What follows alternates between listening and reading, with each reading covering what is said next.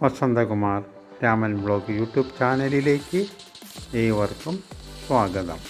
ഞാനിന്ന് പറയാൻ പോകുന്നത് ഗായത്രിയുടെ നാലാമത്തെ അക്ഷരദേവതയായ ശാംഭവി ദേവി പ്രദാനം ചെയ്യുന്ന ശക്തിവിശേഷത്തെ കുറിച്ചാണ്.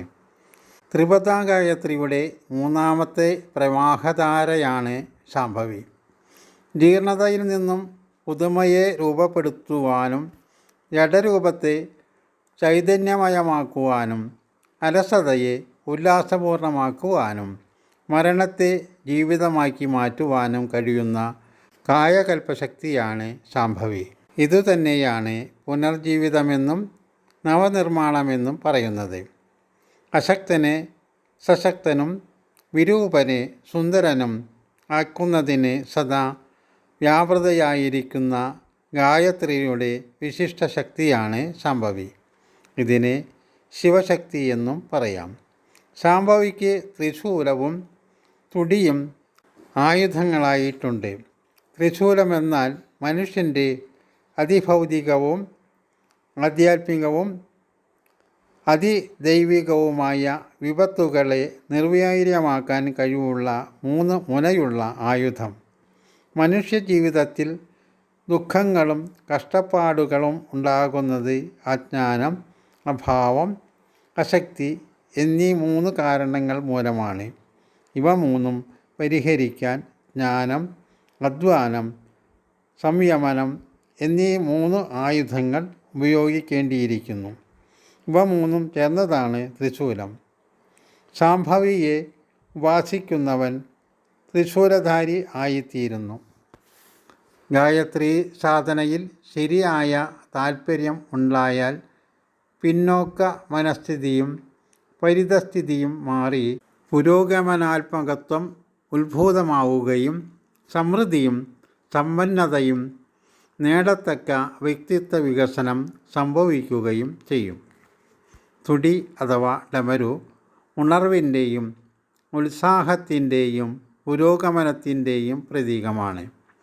ശാംഭവിയുടെ കയ്യിൽ ഡമരു ഉണ്ടായിരിക്കുന്നതിൻ്റെ അർത്ഥം ഈ ശക്തിധാരയുമായി ബന്ധപ്പെടുമ്പോൾ ഉണർവും ഉത്സാഹവും ഉളവാകുന്നതോടൊപ്പം ഉന്നതിക്കും പുരോഗമനത്തിനുമുള്ള ആത്മധൈര്യം വർദ്ധിക്കുന്നുവെന്നുള്ളതാണ്. ശാംഭവിയുടെ വാഹനം കാളയാണ്. സകല പ്രാണികളിലും വച്ച് ഇതിനെയാണ് ശിവനെ തൻ്റെ സ്വഭാവത്തിന് അനുയോജ്യമായി തോന്നിയത്. കാളയ്ക്ക് നല്ല ശക്തിയുണ്ട്. അത് അധ്വാനിയാണ്. സൗമ്യ സ്വഭാവിയും സഹിഷ്ണുതാശീലവുമാണ്. അതിൻ്റെ ശക്തി പ്രയോജനപ്രദമായ കാര്യങ്ങൾക്ക് വേണ്ടിയാണ് ഉപയോഗിക്കുന്നത്. ശക്തിയും ശേഷിയും ഉണ്ടെങ്കിലും അത് മുഴുവൻ സദാ സൽപ്രയോജനങ്ങൾക്ക് വേണ്ടി ഉപയോഗിക്കുന്നതിൽ കാള മുഴുകിയിരിക്കുന്നു. വിധ്വംസക പ്രവർത്തനങ്ങൾക്കായി അത് തൻ്റെ ശക്തി ഉപയോഗിക്കാറില്ലെന്ന് തന്നെ പറയാം. കാള അധ്വാനത്തിൻ്റെയും ധൈര്യത്തിൻ്റെയും ദാക്ഷിണ്യത്തിൻ്റെയും പ്രതീകമാണ്. ഈ ഗുണങ്ങൾ ആരിൽ എത്രമാത്രം ഉണ്ടായിരിക്കുന്നുവോ അതനുസരിച്ച് അവരിൽ ശാംഭവിയുടെ സ്നേഹവും സഹകരണവും വർദ്ധിച്ചു കൊണ്ടിരിക്കും. ഈ സൽഗുണങ്ങൾ വളർത്തുന്നതിനു വേണ്ടിയാണ് ശാംഭവിയുടെ ഉപാസന നടത്തുന്നത്. ശാംഭവിയുടെ മസ്തിഷ്കത്തിൻ്റെ മധ്യത്തിലായി 3-മതൊരു നേത്രമുണ്ട്. അതിന് ജ്ഞാനചക്ഷു എന്ന് പറയുന്നു. അതീന്ദ്രിയ ശക്തികളെപ്പറ്റി പറയുമ്പോൾ വിദൂര വീക്ഷണം, പരോക്ഷദർശനം, ഭാവി ദർശനം എന്നിവയുടെ കേന്ദ്രസ്ഥാനമായി ഇതിനെ കണക്കാക്കുന്നു. ഇതുതന്നെയാണ് തത്വദർശികളുടെ ബിന്ദുസാധനയുടെ ലക്ഷ്യസ്ഥാനമായ ആജ്ഞാചക്രം. ആജ്ഞാചക്രം തുറന്നു കഴിഞ്ഞാൽ അശുഭവും അനിഷ്ടകരവുമായ തത്വങ്ങളെ പരാജയപ്പെടുത്തുവാൻ കഴിയും. ഭഗവാൻ ശിവൻ ഈ നേത്രം തുറന്നാണ് കാമദേവനെ ഭസ്മമാക്കിയത്.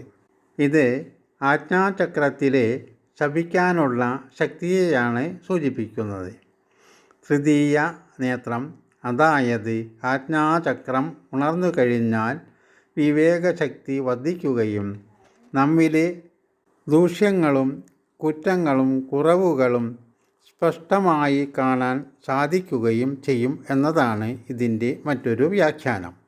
സാധാരണ മനുഷ്യൻ താൽക്കാലികമായി പ്രയോജനങ്ങൾക്ക് വേണ്ടി ഭാവിയെ നഷ്ടപ്പെടുത്തുകയാണ് ചെയ്യുന്നത്.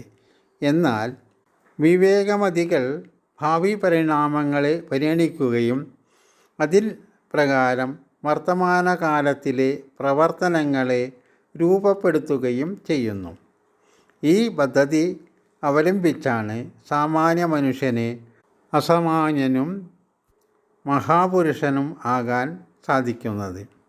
സാംഭവിയെ ഉപാസിക്കുമ്പോൾ മൂന്നാമത്തെ നേത്രം തുറക്കുകയും അർജുനനെ പോലെ ആത്മദർശനവും ബ്രഹ്മദർശനവും സാമാന്യമാകുകയും ചെയ്യും.